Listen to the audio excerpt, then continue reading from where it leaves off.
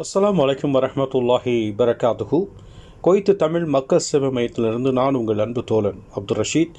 இன்றைய முக்கிய செய்திகள், முக்கிய தகவலை பார்க்க இருக்கிறோம். மிகவும் முக்கியமான செய்தி, தொடர்ந்து இணைந்திருங்கள்.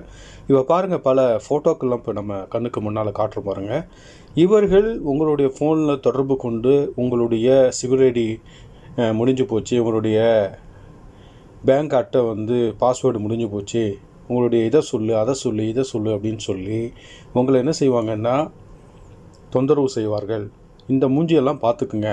இந்த மூஞ்சி எந்த மூஞ்சி வந்தாலும் டக்குன்னு என்ன செய்யுங்க, அந்த நம்பரை பிளாக் பண்ணிடுங்க, ஃபோனை எடுக்காதீங்க. புரியுதுங்களா? இதனால் பணத்தை இழந்தவர்கள் நிறைய சகோதரர்கள் பணத்தை இழந்திருக்கிறாங்க.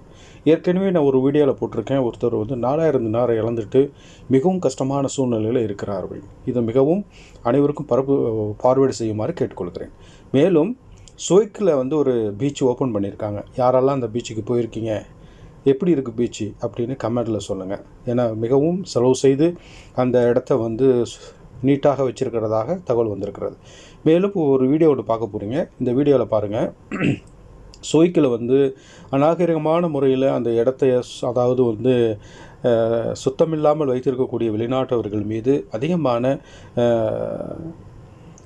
என்ன செஞ்சுருக்காங்க அப்படின்னு சொல்லி பார்த்தீங்கன்னா, சட்டவிரோதமான இந்த மாதிரி ஒரு வணிகம் செய்ததனால் அவருக்கு நாடு கடத்தப்படுகிறது என்ற ஒரு செய்தி வந்திருக்கிறது. இந்த மாதிரியான தொழில்துறைகள் எப்படின்னு சொன்னால், நம்மளுடைய சம்பாதித்ததுக்காக அவர்கள் இந்த நாட்டை அசிங்கப்படுத்துகிறாங்க அப்படிங்கிற மாதிரியான ஒரு சில செய்திகள் வந்திருக்கு. இந்த காட்சிகள் எல்லாம் உங்களுக்கு அந்த ஜிலிப் சுவைக்கில் இருக்கக்கூடிய அந்த ஏரியாவினுடைய நிலைகளை உங்கள் கண்ணுக்கு முன்னால் படமெடுத்து காட்டக்கூடிய ஒரு விஷயமாக இருக்கிறது.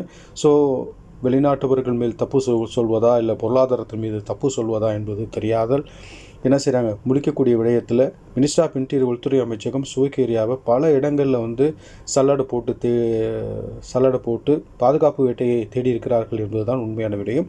அடுத்த செய்தி பார்த்திங்கன்னா, இந்த வருஷத்தில் மட்டுமே வெளிநாட்டவர்கள் நாடு கடத்தப்பட்டது, அதாவது ஜனவரி மாதத்திலேருந்து இப்போ இது வரைக்குமே பார்த்திங்கன்னா அதிகமான குற்றங்களை புரிந்த சில நபர்களை நாடு கடத்தப்பட்டிருக்கிறது. இந்த நாடு கடத்தப்பட்ட மக்களுடைய எண்ணிக்கை ஆயிரக்கணக்கில் மேலே இருக்குது அப்படிங்கிறதையும் சொல்லியிருக்கு.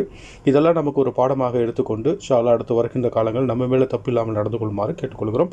நாங்கள் சொன்ன செய்திகள் எல்லாம் உங்களுக்கு பிடித்திருக்கும் என்று நாங்கள் நம்புகொண்டு மீண்டும் நாளை பொழுது சந்திப்போம்.